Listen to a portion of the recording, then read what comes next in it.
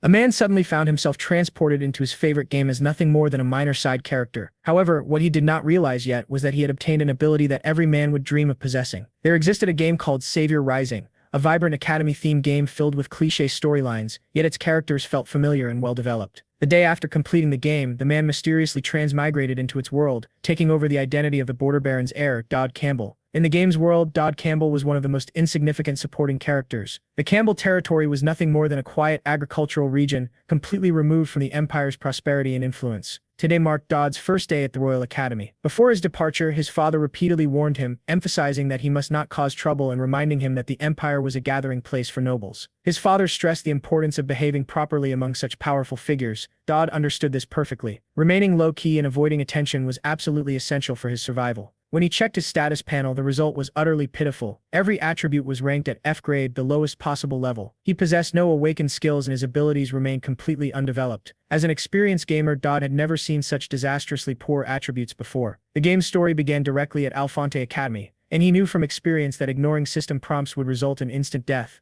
The most dangerous threats were the tyrannical villain characters roaming freely throughout the academy. One wrong action could cost him his life. He had promised his father that he would remain invisible and never entertain unrealistic thoughts about improving the family's reputation. After all, the protagonist would handle the main storyline. His only goal was to quietly enjoy academy life and survive peacefully. That had been his plan. However, he now found himself sharing a train compartment with her. She was known as the bloodthirsty Elnor, the same Elnor who stood atop a mountain of corpses, the final boss of the entire world. Elnor Rizz. In the original game's story, she clashed with the protagonist repeatedly. Eventually, she suffered a complete mental breakdown, became possessed by a demon, and could only be defeated once the protagonist reached full strength. Noticing his visible discomfort, Elnor calmly explained that her Duke family had intentionally chosen a common compartment in order to appear approachable to others. This shocked Dodd. The Elnor from the game had always been arrogant and dismissive. Yet the person sitting before him now was gentle and composed. Unable to stop himself, Dodd expressed his surprise, remarking that she was unexpectedly kind. Elnor reacted with curiosity, wondering if they had met before. Startled by her reaction, Dodd quickly clarified that he had only heard rumors describing her as strict. Internally, he reminded himself that as a minor character, he needed to minimize any interaction with someone like her. As he stared out the window, lost in thought, disaster suddenly struck. A massive rock came flying directly toward their compartment. Acting purely on instinct, Dodd lunged forward and shielded Elnor. A deafening crash echoed as the rock slammed into the train. Elnor's protective amulet activated instantly, shielding both of them from harm. Dodd realized that he had fallen directly on top of her. Embarrassed, he scrambled away after she reminded him. This had been Elnor's first physical contact with a man, yet she showed no anger. Instead, she believed that Dodd had acted out of genuine concern to protect her. In truth,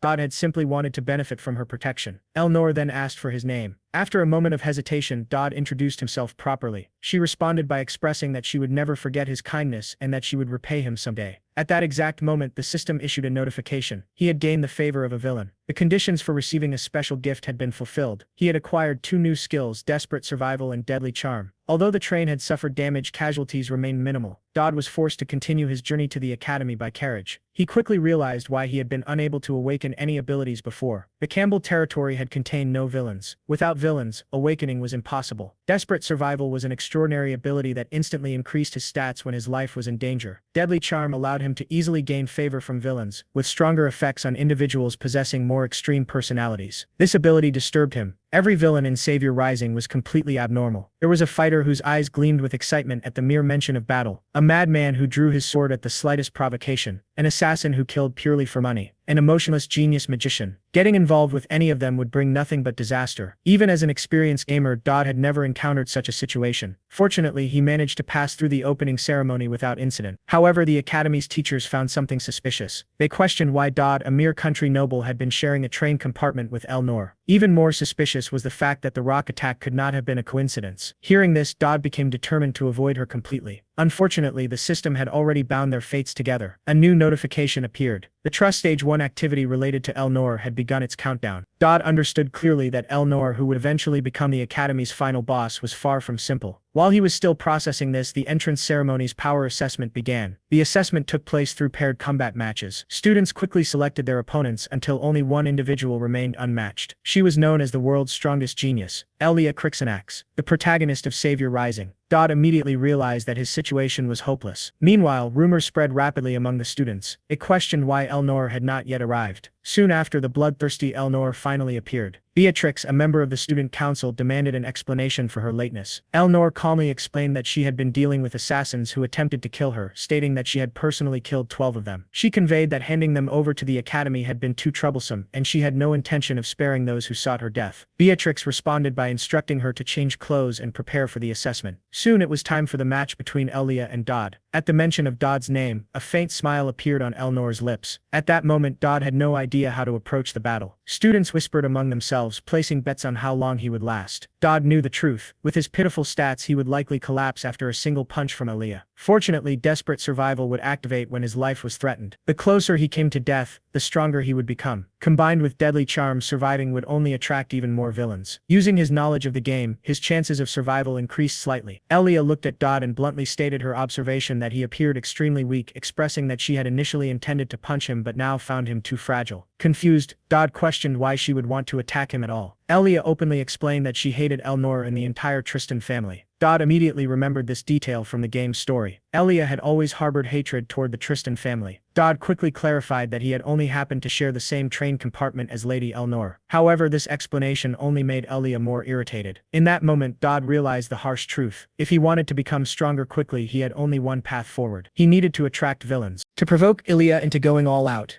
he deliberately declared that he liked Elnor. Hearing this, Elia's expression changed drastically. Dodd decided to provoke her even further, stating that the more she hated Elnor, the more he liked her. Hearing those words, Elia became furious and charged at Dodd, breaking his sword with a single strike. Seeing him dodge the first blow, Elia prepared to thrust forward with full force for the second strike. At that moment, the system displayed a prompt, sensing that this danger could be life-threatening. The skill Desperate Survival was upgraded to EX level, acting on pure instinct. Dodd drove his fist forward, his punch connecting squarely with Elia's face. Only afterward did he realize that this was the highest level of the skill. Everyone was stunned. Dodd had sent the genius Elia flying with a single punch. Even he himself could hardly believe it. The students stood dumbfounded. A person with F-level abilities had defeated this world's protagonist on his very first day at the academy. The principal reviewed the duel footage repeatedly. Some believed that Dodd was nothing more than a proficient fraud. However, one professor firmly concluded that the strike was absolutely real. A person with no special abilities or combat techniques had defeated the genius Elia with a single punch, a blow that no one in the academy could withstand, not even the principal himself. Although they did not know what method he had used, no matter how they looked at it, Dodd was a monstrous talent. Some teachers found it difficult to accept this reality. However, since the academy could not afford to lose a talented student, they decided to manage Dodd separately. The next day, Dodd made the newspaper headlines, making him realize that this world was fundamentally the same as his original one. After the practice match, the villain characters had already begun to take notice of him, with the final boss Elnor showing the highest level of interest. As a reward for reaching the trust stage, Dodd obtained the Tristan sword technique. Even stranger, the hero Elia appeared on the system's favor list, leaving him completely puzzled. Elia was not a villain, so he questioned why she would have favor points at all. Just then, a knock sounded at the door. Recognizing who it was, Dodd deliberately chose not to open it. Elia's voice came through, sharp and threatening, warning that if he did not open the door, she would break it down herself. Dodd snapped, demanding to know if she had lost her mind and asking what she wanted from him. The hero candidate Elia calmly explained that she simply wanted to get to know him better. Despite this, Dodd still refused to open the door for Elia. On her way back, Elia accidentally bumped into someone, causing the other person's snack bag to instantly fall to the ground. She immediately apologized and bent down to pick it up, only to discover that the person she had bumped into was Elnor Showing. To her surprise, Elnor Showing did not reproach her at all and instead asked with concern whether she was hurt. Elia found herself gazing at Elnor Showing's face as unpleasant memories flooded her mind like a rising tide. In her heart, every member of the Tristan family was an enemy. Her body trembled slightly on its own, and without realizing it, her hand had already gripped the hilt of her sword. Elnor merely extended her hand calmly, gesturing for the return of the snack bag. Elia found it difficult to understand. Despite clearly seeing her grip the sword, Elnor Showing displayed no sign of caution whatsoever. Elia concluded that Elnor was looking down on her, and she could not comprehend what kind of connection might exist between Dodd and Elnor. While returning the snack bag, Elia calmly informed Elnor that Dodd's room was located to the right. Upon hearing this, Elnor's expression instantly darkened, and she demanded to know why Elia knew the location of Dodd's room and what purpose she had for seeking him. Feeling the oppressive aura pressing down on her, Elia explained that it was merely routine communication between freshmen. Elnor then seriously warned her, stating that relationships between members of the opposite sex were forbidden among freshmen. Elia expressed her confusion, stating that she had no recollection of any such school rule. Elnor proudly declared that it was a new regulation she had just established as the student council president, warning Elia once again not to approach Dowd's room. When Elia questioned what kind of relationship Elnor had with Dowd, Elnor firmly denied having any connection to him, emphasizing once more that Elia should remember and abide by the school rules. However, Elia recalled what Dowd had declared during their practice match, that the more she hated Elnor, the more he liked her. Those words convinced her that there was undoubtedly some form of connection between the two. Determined to gather more information, she resolved to get even closer to Dowd. Soon the class assignment exam finally arrived. Having defeated the hero candidate, Dowd was placed in the top-tier squad, yet his biggest concern was that Elia continued to pursue him relentlessly. The system panel showed that her curiosity toward him was constantly increasing. Just the day before, Dowd had inexplicably received a bag of snacks along with a letter of encouragement. He suspected that someone had been secretly observing him. However, the more urgent matter was the upcoming class assignment exam. These minor suspicions would have to be set aside for the time being.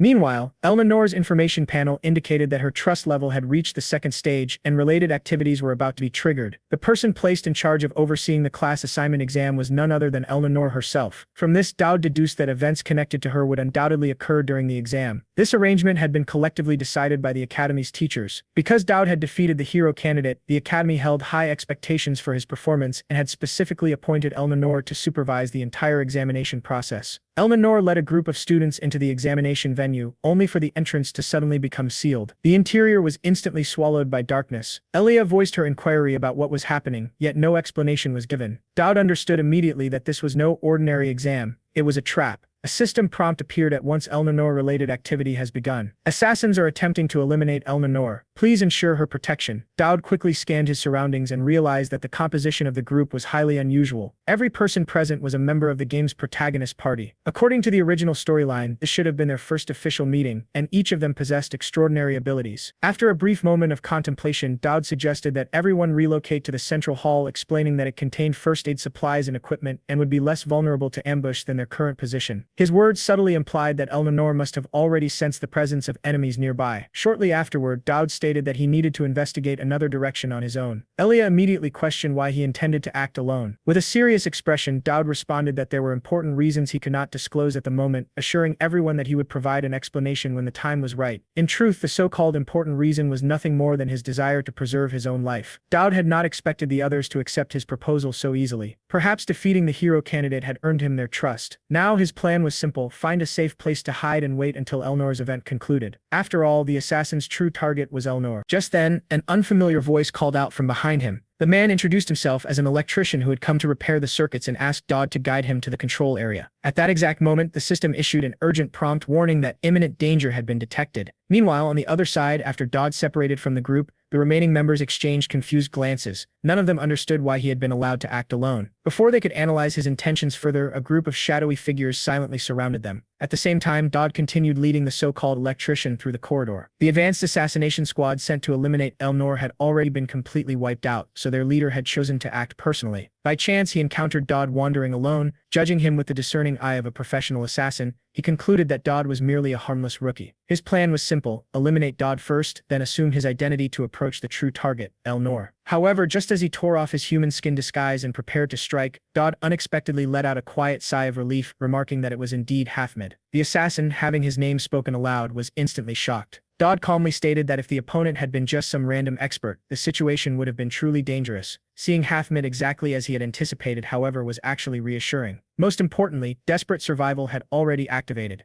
Hafmid could not comprehend Dowd's words at all and immediately resolved to eliminate this arrogant rookie as quickly as possible. Elsewhere, the assassins who had surrounded Elnor and Elia's group were experiencing a one-sided slaughter. The students even commented that the assassins were far weaker than expected. Elia searched anxiously for Elnor, while Elnor herself required only a single swing of her sword to cut down 4 assassins at once. She deliberately left one alive and demanded to know whether additional accomplices were hiding nearby. Although the captured assassin refused to speak, Elnor had already deduced that Crescent Moon's Hafmid must have appeared in person. She pressed the surviving assassin for Hafmid's precise location. Elia could not understand why Elnor was so persistent. Elnor explained succinctly that Crescent Moon's Hafmid was a terrifying assassin who not only killed his targets but also stole their faces afterward. She then posed a pointed question: who among them would be the easiest target to eliminate? Elia immediately thought of Dowd, yet she could not understand why he would seemingly sacrifice himself. What confused her even more was that the assassin's true target should clearly have been President Elnor. She once again questioned Elnor about her relationship with Dowd, but Elnor continued to deny any connection firmly.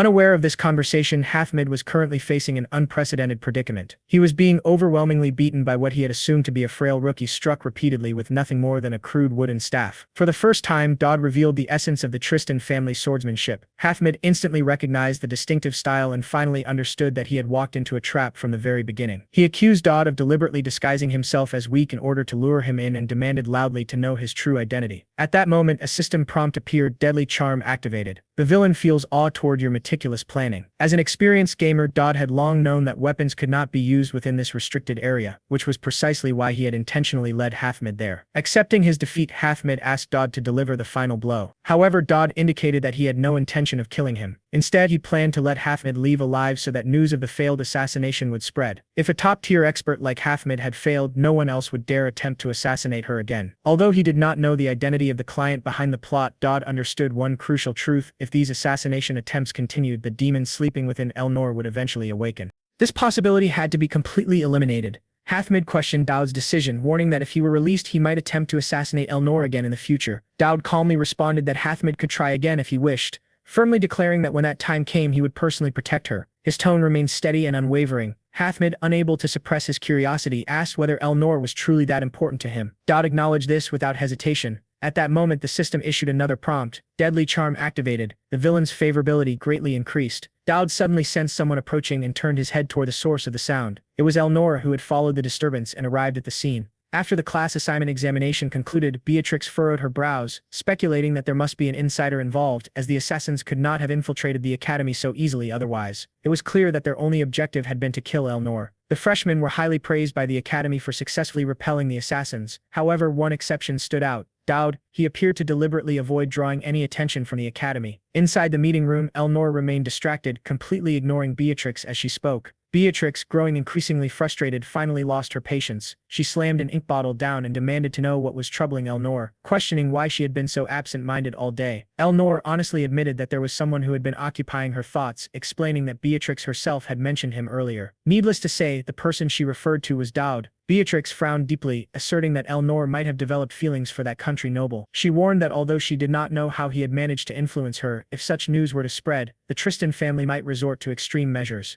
Elnor quickly denied being influenced or seduced. However, Beatrix reminded her to remain cautious, pointing out that the Elnor of the past would have immediately treated such a person with suspicion. She questioned why Elnor was behaving so differently now. Elnor fell into deep thought and stated that she would personally observe and test Dowd at close range in order to determine his true intentions. Meanwhile, Dowd received an official notification letter from the academy informing him that his class assignment results had been adjusted. He reflected that he did not particularly care which class he was placed in. However, according to academy rules, he should have been assigned to the special class alongside Elia. He questioned internally why he was being excluded despite meeting the qualifications. At that moment, a system prompt appeared. First main quest completed. Next task updated. Please resolve the freshman reception ceremony event. Reward: exclusive equipment materials. In the game, the freshman reception ceremony was a critical event that determined each student's future profession, whether archer, warrior, or another specialized path. Dowd decided that he would consider his professional path later. What demanded his immediate attention was the fact that two major quest activities were about to overlap. Based on his experience as a gamer, he knew that when such events coincided, it would inevitably trigger extraordinary and dangerous developments.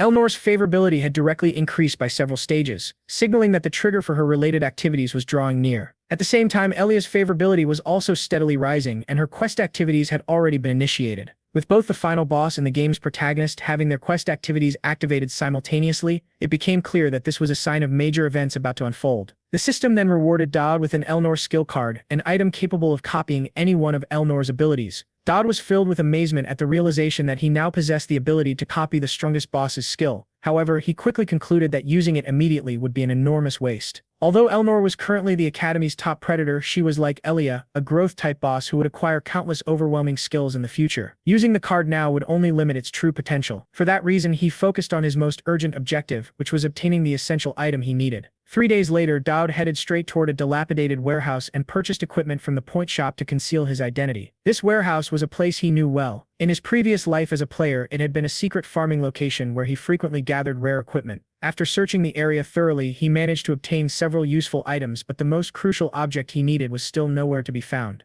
Eventually, in a forgotten corner of the warehouse, he discovered a mysterious incense burner that radiated ancient power. Dowd carefully retrieved the incense burner from the bottom layer, handling it with caution as he secured the object. Just as he was about to leave, the piles of accumulated junk throughout the warehouse began to sway dangerously. He immediately realized that things would never proceed smoothly for him. With a thunderous crash, the unstable piles collapsed all at once. In that instant, Dowd instinctively reached forward and caught a falling girl. The moment he saw her face, he immediately recognized her. She was Yura, the powerful boss of Chapter 2, known among players as the Sword God Maniac. At that moment, Dowd finally realized that Yura had been living inside this warehouse all along. Suddenly, the system warning flashed before him. Crisis detected. Threat level assessment, EX grade. Desperate survival activated at EX level. Dowd wanted to explain himself clearly, but he quickly realized that he had no opportunity to do so. Yura showed no intention of listening and immediately launched an overwhelming attack. Unlike his sparring match with Elia, this confrontation with Yura was a genuine life-or-death battle. Dowd was now standing at the very edge of survival. His body was forcibly elevated to EX level and immense pain surged through him as the skill pushed his limits. Even so, he attempted once again to convey that this was nothing more than a misunderstanding and that he meant no harm. Yura paused briefly, but in the next moment she launched another merciless assault. Dowd barely managed to evade her fatal strike. However, as he observed her movements more closely, he began to understand her combat style, and confidence slowly formed within him. As her next attack approached, Dowd stood completely still, unmoving like a mountain. He understood the secret behind her overwhelming power. Yura possessed an invincible ability that allowed her to unleash absolute destruction against enemies within 3 steps. However, she was incapable of harming anyone standing beyond that distance. This was an inescapable ancestral curse placed upon her. Yura roared in fury, demanding that he come closer so she could tear him apart. Meanwhile, Dowd's mind raced as he searched for a way out of the situation. He realized that this warehouse was not merely a battleground but Yura's sanctuary. It was her isolated dwelling, far removed from everyone else. The Academy's faculty rarely visited this place. From her condition, Dowd speculated that she must have been starving. Slowly, he reached into his belongings and handed her a cookie. It was a recovery cookie he had purchased from the point store. Yura immediately declared that such childish tricks could never deceive her. Yet in the very next second, she suddenly dashed forward and snatched the cookie from his hand. After finishing a hearty meal, Yura finally accepted that everything had been nothing more than a misunderstanding. Her hostility faded and she instead asked Dowd why he had come to this place. Naturally, Dowd could not admit that he had come to steal an item. Thinking quickly, he fabricated a story. He claimed that an acquaintance had asked him to deliver food to her and had instructed him to look after her properly. In the original game, there had never been an encounter with Yura in this warehouse. However, Dowd understood that forming a connection with her now would undoubtedly prove valuable in the future. He calmly told her that her sister was doing well in the Holy Empire, reassuring her that there was no need to worry. He also added that the Emperor had no intention of concerning himself with this place for the time being, and that keeping a low profile would be the wisest choice. Yura had originally come to the Alfonte Academy under the coercion of the Holy Emperor. The sword she carried was a world-renowned cursed blade, a ceiling-level artifact that placed her at the absolute peak of power. However, it was also the reason she suffered from the ancestral 3-step curse. She had endured endless despair just to survive. Informing her that her only remaining relative was safe could only bring her a small measure of peace. Not long after, outdoor class began. The instructor patiently explained professional career paths to the students. In just a few days during the freshman welcome ceremony, every student would be required to choose their future specialization. She carefully introduced each profession, explaining their strengths and roles. Dowd immediately recognized this as nothing more than the beginner tutorial from the game, designed to explain the world system to new players. However, this was no longer a game. If he treated it carelessly, the consequences would be real and potentially fatal. At that moment, one student raised a question, asking if the area ahead was the Void Zone. Dowd already knew the answer. The Void Zone was the remnant of the ancient war between gods and demons. It was here that divine messengers and heroes wielding inherited divine power had sealed away the demon race. Even after centuries had passed, the sacred energy of the gods and the deathly aura of demons still clashed violently within that place. If the demons were ever to escape, this area would instantly become the most dangerous location in the world. To prevent such a catastrophe, the Holy Empire, the Tribal Alliance, and the Imperial forces had formed a mutual agreement. Together, they established the Golden Triangle surveillance system. The Alfonte Academy, along with its military forces, existed for the sole purpose of maintaining that seal and preparing future warriors. Another student suggested moving closer to observe the Void Zone. The teacher explained that approaching the edge of the protective barrier was permitted, but going beyond it was strictly forbidden. Dowd knew what event would happen next. The lunch event was supposed to take place here. However, he had no intention of following the normal sequence. When the teacher announced that lunch would be held in the area, Dowd immediately requested permission to eat elsewhere. The teacher warned him not to wander too far. Nearby, a noble student sneered mockingly, calling him a show-off country bumpkin. Ignoring the ridicule, Dowd quietly took out the ancient incense burner he had obtained from the warehouse. He placed it down and lit the mysterious material within it. This incense burner was no ordinary object. its function was as miraculous as a modern telephone. To use it properly, as the incense burned, faint smoke rose into the air. Through it, Dowd established a connection with an unimaginable existence on the other side. Soon, his vision changed. On the other side, countless winged beings with halos above their heads were digging endlessly with shovels. These angels worked tirelessly, moving black bricks without rest. Some of them noticed Dowd watching, but their bald-headed leader refused to allow them even a moment to stop. A loud truck sped toward them and a harsh voice shouted, urging them to hurry and transport the bricks faster. The angels obeyed silently, continuing their labor without complaint. They weren't even given something as simple as a single cookie. Watching this absurd and surreal scene, Dowd stood frozen in place. He was completely dumbfounded. The bald-headed angel ignored Dowd's presence, continuing to command his army to work. These angels had been laboring all day without taking a single bite of food.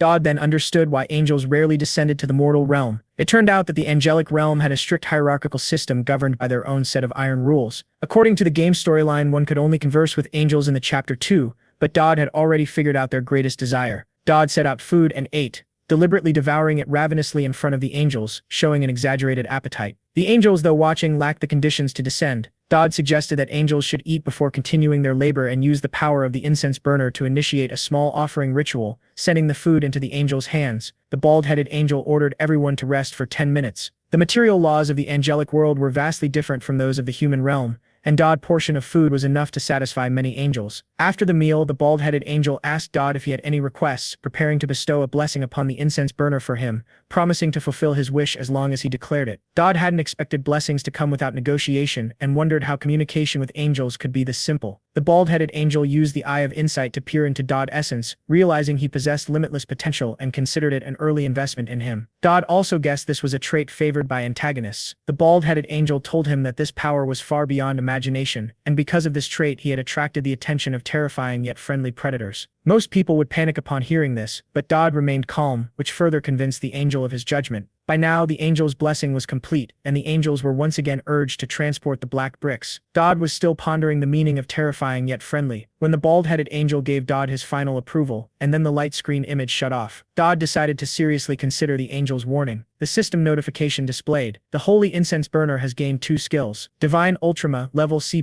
consumes a small amount of mana to temporarily convert all additional stats into Constitution. This skill can evolve into Proof of Faith. Protective Shield level creates a protective barrier using a small amount of mana. This skill can evolve into Stigma. These 2 skills combined with Desperate Survival would cause his power to skyrocket, obtaining such a rare artifact at the beginning of the storyline. However, requiring mana to activate it was far too difficult for someone like Dowd, who did not possess a single relevant trait. Since he was currently incapable of learning magic, he ultimately chose an unpopular specialization known as Monster Exploration Studies. The instructor informed him that the academy required students to form pairs before entering simulation dungeons. In response, Dowd calmly stated that someone would be arriving shortly and reassured the instructor that there was no need for concern. Even the instructor found it difficult to believe that anyone would willingly select such an unpopular specialization. Not long afterward, the hero candidate Aaliyah arrived. Dowd had not originally intended to involve himself with Aaliyah, but after recalling the angel's words, he reconsidered his decision. He deliberately brought up Aaliyah's previous promise that they would greet one another when they met again. His sudden reminder left Aaliyah completely bewildered, especially since he had previously expressed his liking for Elnor, and Elnor herself appeared to show concern for him. This caused Aaliyah to misunderstand his intentions, leading her to assume that Dowd was deliberately provoking jealousy as a tactic to win Elnor's favor. The two of them soon arrived at the Academy's simulation dungeon. Dowd urged Aaliyah to place her trust in his abilities while reminding her about their first encounter. He bluntly stated that she had attempted to strike him during that meeting, and he firmly expressed that if she truly wished to build a cooperative relationship with him, she would need to follow his instructions without hesitation. Dowd immediately began directing Aaliyah's movements, informing her that 3 monsters were positioned at the 9 o'clock direction while 2 more were lurking on the ceiling. He further explained that the monsters' weak point was located at their necks. Following his guidance, Aaliyah charged forward decisively and began cutting down the monsters, while Dowd remained at the rear, calmly issuing precise instructions. When Aaliyah called out, urging him to assist her, Dowd firmly refused and instead warned her that 2 daggers would soon fly toward her in alternating succession, emphasizing that she possessed sufficient ability to deflect them. He continued by cautioning her that 3 seconds later she would need to evade a hidden arrow while also remaining alert against a sneak attack from behind. Just as he predicted, Aaliyah successfully dodged the concealed projectile while simultaneously blocking the sneak attack. This caused her to realize that Dowd's abilities were far beyond ordinary, leading her to believe that he should immediately join the fight to help finish the battle. However, Dowd was unable to provide direct assistance because the simulated monsters did not possess genuine malice, which meant his desperate survival ability could not be activated. This situation clearly demonstrated that desperate survival was not an all-powerful trait and reinforced the importance of strengthening one's fundamental combat abilities. At that moment, Aaliyah suddenly rushed toward Dowd, causing him to momentarily question whether he had pushed her too far. However, his concern quickly turned into shock when he realized that Aaliyah had instantly slain a monster that had been approaching him from behind, saving him in the process. The sudden strike startled him so greatly that it nearly frightened him out of his senses. Shortly afterward, the simulation dungeon announced that the two of them had achieved a new record for the fastest completion time. Aaliyah expressed her disbelief, questioning how such a record could have been broken when she had been the only one actively fighting. Dowd reflected internally, acknowledging with confidence that as a veteran player, such challenges were nothing more than trivial tasks that could be resolved within minutes. However, instead of revealing this truth, hearing his composed response only increased Aaliyah's frustration, leaving her both angered and dissatisfied. Meanwhile, their entire battle had been observed through a projection by Percy, the Dean of Spellcraft. After witnessing their extraordinary performance, Percy decided that it would be appropriate to increase the budget allocated for simulation battles. Another instructor agreed with this decision, stating that such measures were justified. However, the instructor also pointed out that something about Dowd was highly unusual. Percy initially dismissed Dowd as nothing more than a fraud, but the instructor strongly disagreed, explaining that even a hero candidate could not have achieved such results alone. Although the hero candidate appeared invincible in the eyes of ordinary people, the instructor emphasized that the truly exceptional individual was the one standing behind her. Every movement arrangement, every synchronized command, and every follow-up action and prediction had been executed with near-perfect precision. The instructor further explained that Dowd had calculated everything entirely within his mind, demonstrating battlefield awareness comparable to someone who had experienced countless real battles. Convinced of his assessment, the instructor ultimately proposed a bet with Percy, challenging his skepticism regarding Dowd's true capabilities. The two currently in the dungeon heard a voice, introducing himself as Conrad Valtador from the Night Department. He said he had heard about their battle and found it intriguing and had made a bet with Percy, the Dean of Spellcraft,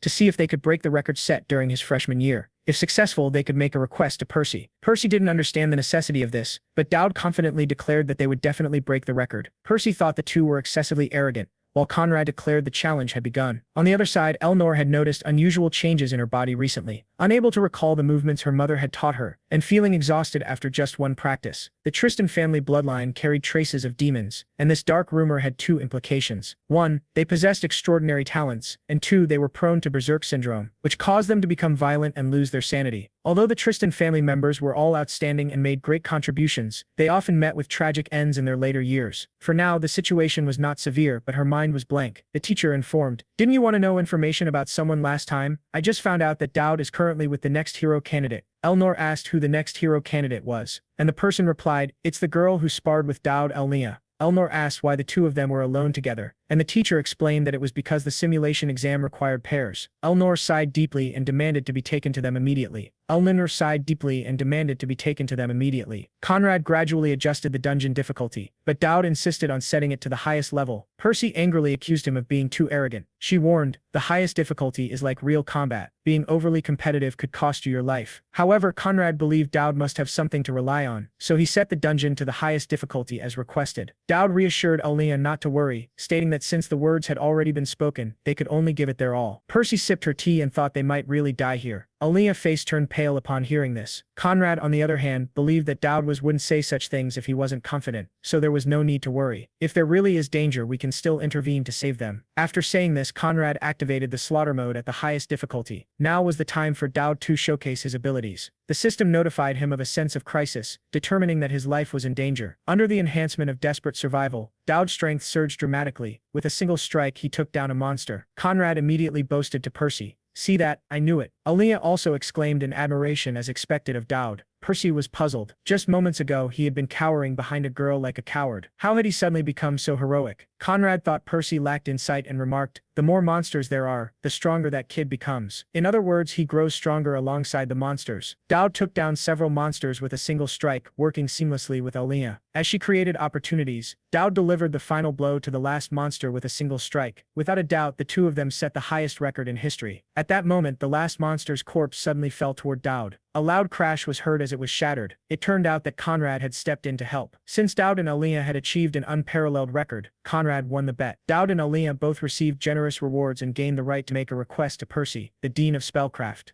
Aaliyah couldn't believe they had earned such benefits, while Dowd sneaked a glance to see if Aaliyah rewards matched his own. At that moment, Aaliyah thought Dowd was calm and composed, able to foresee anything that might happen, as if everything was under his control. Dowd thought to himself, "Of course, it's because I already knew." Aaliyah extended her fist toward Dowd, saying, "Don't men often fist bump like this?" After the two bumped fists, the system notified that Aaliyah's curiosity had increased. She immediately ran off. At that moment, a voice suddenly commented, questioning whether she should be considered friendly or simply strange. Dowd was about to agree with the remark, but he immediately sensed that something was wrong. He quickly turned his attention toward the source of the voice and realized that the speaker was none other than the student president, Elnor. Elnor calmly asked Dowd whether he liked that freshman. Her sudden question caught him completely off guard. Dowd still could not find the right words to answer her. Just then, the system suddenly issued a crisis alert, forcing him to respond immediately. Panicking under pressure, Dowd stammered and expressed that although he had been training alongside Aaliyah, his heart had always been thinking of Elnor. Elnor froze momentarily after hearing his unexpected confession. Meanwhile, Dowd immediately regretted his words, internally criticizing himself for saying something so reckless and meaningless. However, to his surprise, Elnor softly repeated his statement, emphasizing the part about him thinking of her while being with someone else.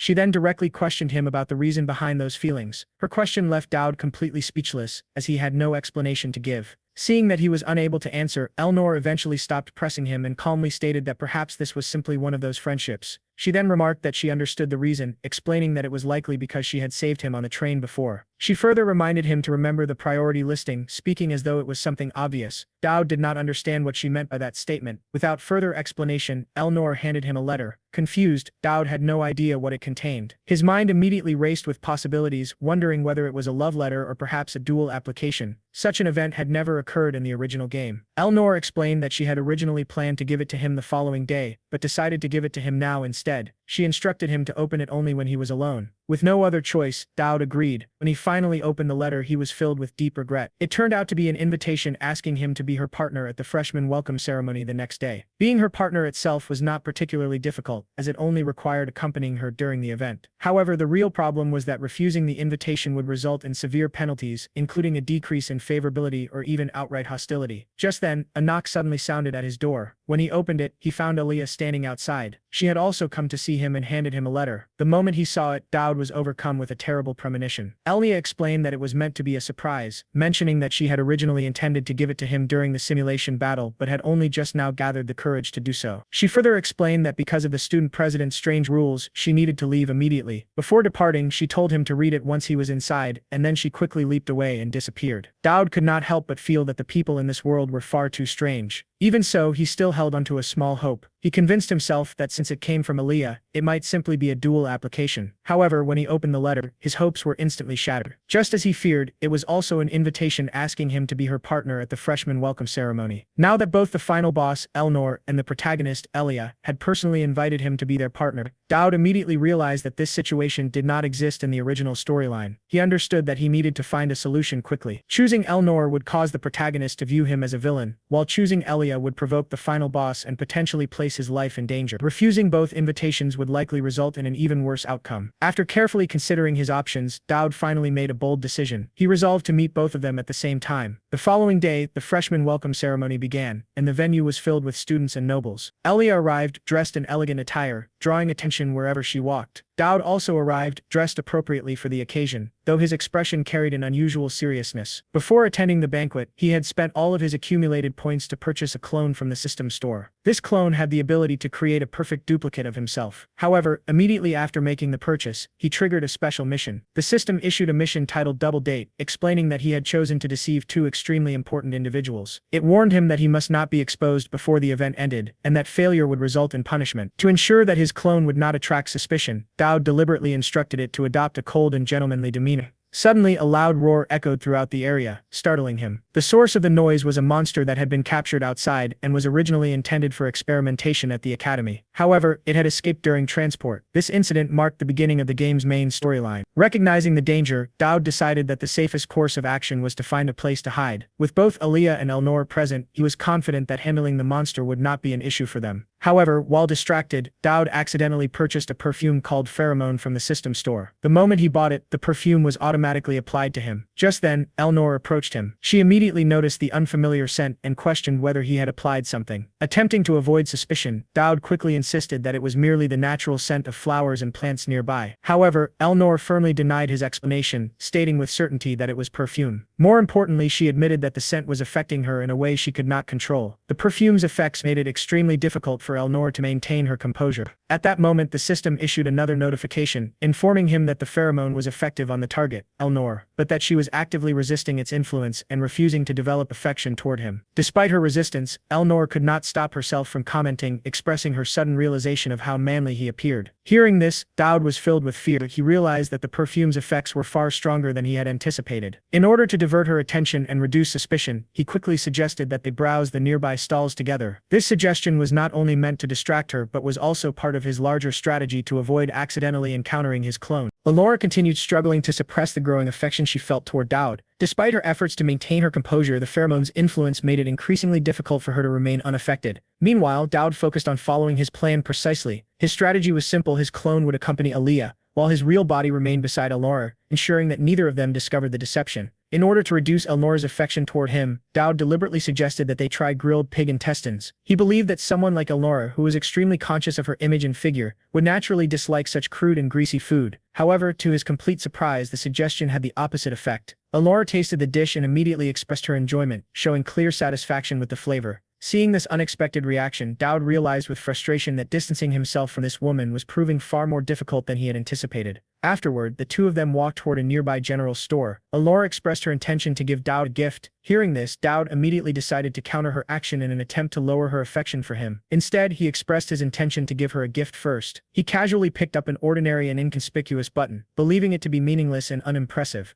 Unexpectedly, Elnor noticed that one of the buttons on her uniform was missing. The button he had chosen perfectly matched her uniform. The coincidence was so unbelievable that even Dowd was left speechless by his own misfortune. While they were eating, Elnor asked Dowd whether he had decided on his academic major. In response, Dowd expressed his intention to join the theology department. Upon hearing this, Elnor immediately urged him to reconsider, explaining that with his abilities, failing to join the night division would be an enormous waste of his talent. Dowd then expressed that there were many things he wished to learn in the theology department. Hearing this, Elnor questioned him further, wanting to know exactly what he hoped to learn there. Dowd could not openly reveal the truth. He knew that the holy abilities taught in the theology department were essential for his survival. They were necessary not only to protect his own life but also to prevent Elnor from eventually descending into darkness. Unable to explain this directly, Dowd hesitated before expressing that ever since long ago, there had been someone he wanted to protect. Based on Dowd's knowledge from his previous life as a player, he knew that the secret society incident was approaching. The boss that would soon appear possessed an extreme weakness to holy power, making the theology department's abilities absolutely crucial. Hearing his statement, Elnor asked whether his decision had anything to do with her. She speculated that Dowd might already know about the Tristan family's curse, a terrifying affliction that slowly drove every member of her bloodline into madness. Of course, Dowd knew about it. He also knew that the only way to break the curse was through the angel's blessing, a miracle that required the simultaneous descent of several archangels. Elnor herself was aware of this method, but the difficulty of achieving such a miracle was so overwhelming that even members of her own family did not dare to attempt it. Elnor then directly questioned him, demanding to know his true intentions and asking why he was helping her and what his goal was. Without any hesitation, Dowd expressed that the person he wanted to protect was her. Elnor responded by expressing that she did not need anyone's protection. However, Dowd bluntly expressed that if he failed to protect her, he himself would also die. Hearing this, Elnor regarded him as an extremely strange and incomprehensible man. However, from Dowd's perspective, he was merely stating the absolute truth without exaggeration. Meanwhile, in another location, Aaliyah and Dowd's clone unknowingly wandered into the academy's basement. Aaliyah wanted to grow closer to Dowd and hoped to use this opportunity to ask him about the secrets of the Tristan family. However, she lacked experience in dealing with men and did not know how to approach the situation. As they explored the basement, they discovered numerous monsters being held in captivity. These creatures were experimental subjects used by the academy. More concerning was the presence of several medium-sized monsters which posed a significantly greater threat. For unknown reasons, these monsters were not properly restrained. Even more alarming was the presence of small explosive devices placed beside their cages. Suddenly, a deafening explosion echoed throughout the basement. One of the cages detonated violently. Without hesitation, Dowd's clone immediately threw himself over Aaliyah, shielding her body from the blast and protecting her from harm. At the same time, Dowd's real body located upstairs also heard the explosion. The sound spread across the entire venue, alerting everyone present. Aaliyah, confused and shaken, questioned Dowd's clone, asking why he had protected her. In response, the clone simply expressed that protecting her was his duty. Before she could question him further, the clone lost consciousness due to the damage sustained in the explosion. At that very moment, the medium-sized monster that had been contained inside the cage broke free completely. Seeing the imminent danger, Aaliyah quickly grabbed a steel pipe from the ground. This time, she expressed her determination to protect Dowd. On Dowd's side, the system suddenly displayed the main quest notification. It informed him that a monster had appeared and instructed him to subdue it.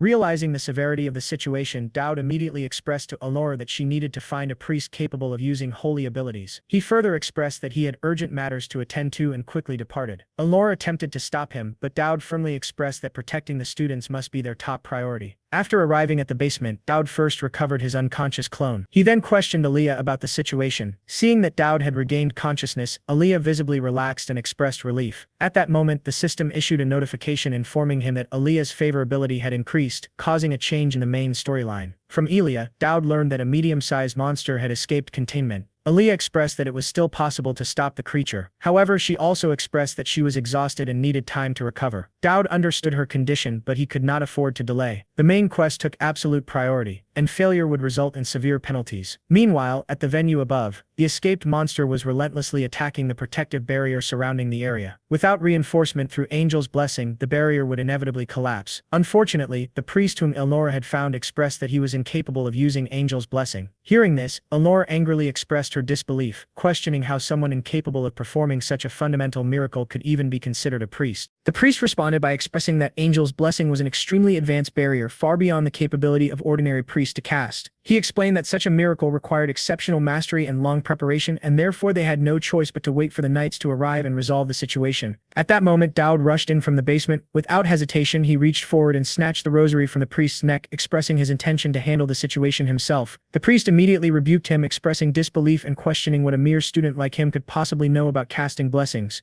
Ignoring the priest's protest, Dowd placed the rosary into the holy incense burner. He then activated the skills Asceticism and Holy Shield simultaneously. The system immediately issued a warning, alerting Dowd that his life was in imminent danger. His desperate survival ability automatically activated at the EX level, forcefully elevating his body beyond its natural limits. Dowd moved swiftly, sliding past the monster while expressing to the professors nearby that they needed to evacuate the students immediately while he held the creature back. He positioned himself directly in front of the monster, standing as the final line of defense. Asceticism activated fully, converting all of Dowd's physical abilities into pure endurance. At the same time, Holy Shield activated and a radiant pair of wings manifested around him, forming a powerful protective barrier that enveloped his entire body. Everyone present stared in shock, unable to believe what they were witnessing. They realized that this was unmistakably Angel's blessing. Even the violent attacks of the medium-sized monster were completely unable to break through the barrier. Elnor's eyes widened as she observed the scene. The priest, on the other hand, was unable to accept the reality before him. He could not comprehend how a mere student was capable of casting a holy blessing that normally required trained priests to perform lengthy rituals. Elnor, however, did not share his disbelief. Having witnessed Dowd's hidden strength before, she understood that he was far from ordinary. Meanwhile, the priest began angrily cursing the monster, expressing his frustration that it could not even break through the barrier created by a student. Hearing his arrogant and useless remarks, Elnor felt a surge of killing intent toward him. At that moment, Eldia, who had already recovered her strength, approached and struck the priest unconscious with a single precise blow. She expressed that someone so useless did not deserve to interfere and implied that sparing his life was already an act of mercy. Elnor then asked where Elia had been earlier. Elia explained that she had lost consciousness in the basement and had only just regained awareness and returned. She then expressed her astonishment, stating that Dowd appeared capable of storing blessings in advance and activating them instantly when needed. She further expressed her disbelief, noting that Dowd was not even a combat-type priest, and yet he was performing feats that would normally require at least 10 years of dedicated training. Hearing this, Elnor recalled Dowd's earlier words when he had expressed his desire to study theology for the sole purpose of protecting her. Realizing this, Elia began to feel a faint sense of jealousy toward Elnor. Elia then expressed that Dowd was risking his life for Elnor, stating that otherwise he would have had no reason to go to such extreme lengths. Elia's words caused Elnor to fall into deep contemplation. As someone fated to become an antagonist, her life had always been surrounded by darkness, isolation, and despair. Yet now, within that endless darkness, she perceived what felt like a single ray of light, and that light originated from the strange and incomprehensible man standing before her. At that moment, Dowd had reached his absolute limit. His body trembled as his strength began to fail, and he was on the verge of collapse. Finally, Elnor took action. She stepped forward and unleashed a single decisive slash, demonstrating the true power of the Tristan family's swordsmanship. Her blade moved with overwhelming precision as she thrust forward repeatedly, followed by the release of a massive crescent-shaped sword aura. A deafening explosion echoed through the area. The monster was instantly overwhelmed and defeated. The power of her attack was completely different from the imitation swordsmanship Dowd had used before. It was pure, absolute, and overwhelming. However, what puzzled Dowd even more was the fact that in the original game, Elnor had never intervened during this monster incident. The system displayed the quest result monster suppression completed with 0 fatalities and outstanding achievement. It also indicated that the knights would arrive in approximately 30 seconds. Dowd quickly realized another important detail. The professor who had advocated for live monster research belonged to the Tristan faction. By intervening personally, Elnor had effectively admitted fault on behalf of her own family. Given her personality, she should never have done such a thing, and yet she had chosen to act. Before he could fully process the reason, something unexpected happened. The monster engulfed in flames had not completely died. Suddenly, it launched a final desperate attack toward Elnor. Seeing the imminent danger, Dowd moved without hesitation. He rushed forward once more and activated angelic protection, placing himself between Elnor and the monster's attack. The impact struck him directly. Blood spilled from his mouth as the overwhelming force shattered his remaining strength. His vision faded and his consciousness slipped away into darkness. When Dowd finally regained consciousness, he found himself lying on a bed.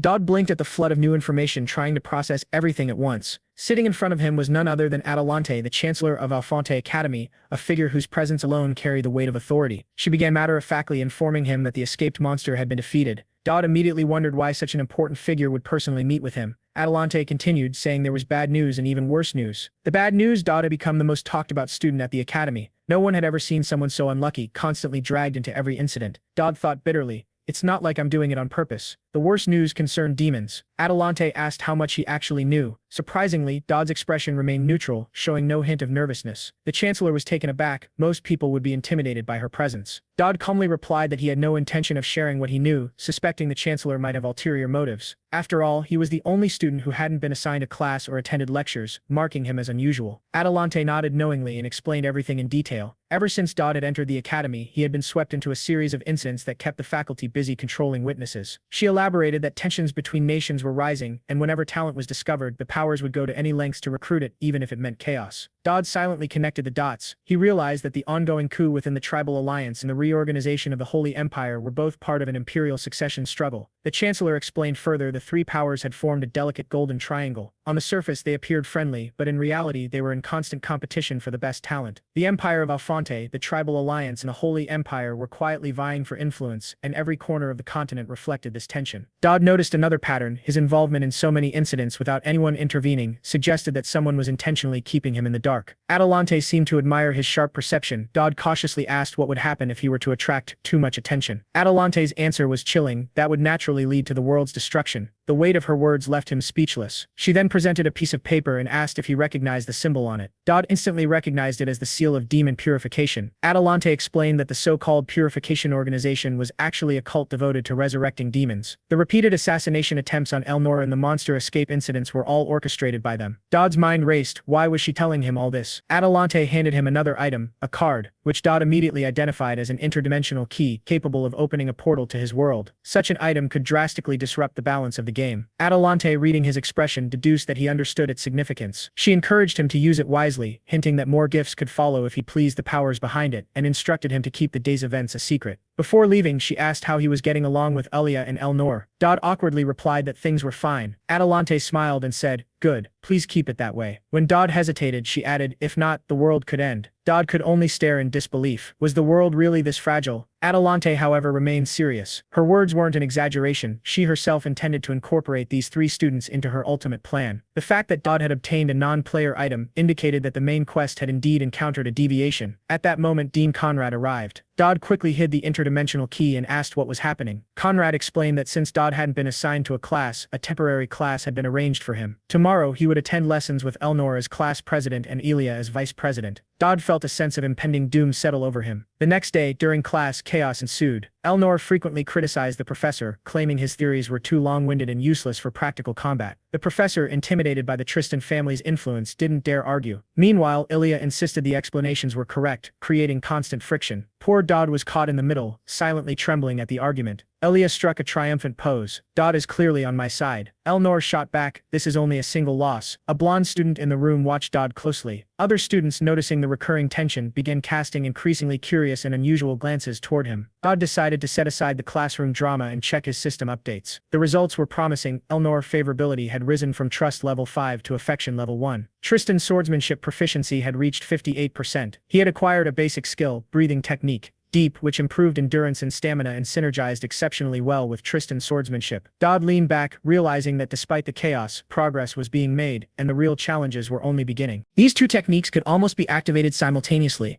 and based on their characteristics they formed a top-tier combination. The person who had mastered this combination to perfection was Elnor. The reason she became the final boss was her monstrous close-quarters combat abilities. At the same time, Elia's favorability level had also increased by 1 stage. As a result, Dodd acquired a new skill called Rule of Evil. This ability allowed him to exert his influence over good people affiliated with him. However, those individuals were required to accept one request from him. The higher the favorability of a good person, the greater the rewards he would receive. Furthermore, turning good people into bad ones would yield even greater rewards. This new skill left Dodd confused. He questioned what it truly meant for turning good people into bad ones to yield even greater rewards. Not long afterward, the students participated in an outdoor class. Professor Conrad instructed everyone to collect something they liked within 10 minutes. He explained that the judging criteria would depend entirely on his mood, and that the student president would also participate in evaluating the results. Upon hearing this, Elia formed a mischievous smirk. Meanwhile, Dodd remained deep in thought, pondering the true meaning of his new skill and how he could turn good people into bad ones. At that moment, Elia approached and invited Dodd to join her. In response, Dodd suggested that she should go with her own friends instead. Elia responded by saying that Dodd was also her friend. Dodd, however, knew that Elia was meant to work alongside the hero's party, and he believed that if he joined them he would only appear out of place. Elia hesitated before asking if Dodd was feeling unwell. Dodd responded by saying that it wasn't the case, then added while distancing himself that they were not that close to begin with, questioning whether they truly had such a relationship. Hearing those words, Elia's expression immediately changed. She responded by telling him that his words were truly hurtful, then turned around and left. Trisha, a member of the hero's party, quickly noticed that Elia was deeply upset. Meanwhile, Dodd began to feel that his words may have been too harsh. At that moment, someone approached Dodd. It was Talion, the mid-boss of Chapter 1 and the most skilled student in his class after Elia. Talion immediately questioned Dodd about his relationship with Elia, and Dodd responded by explaining that they were merely acquaintances. Talion refused to believe him. He responded by saying that someone as talented as Elia could not possibly associate with someone like Dodd, and added that there must have been something suspicious about their duel. At that moment, a system notification appeared. A good character had become angry due to Dodd's influence. Dodd immediately realized that the angrier a person became, the closer they were to fulfilling the conditions required to turn from good to bad. Talion then demanded that Dodd admit the duel had been a fraud. In order to provoke him further, Dodd responded by stating that the duel had not been a fraud, and added that Talion was the only one who believed that because he had witnessed his target being knocked down by a single punch. He further declared that Talion had realized at that moment that Dodd was an insurmountable wall standing before him.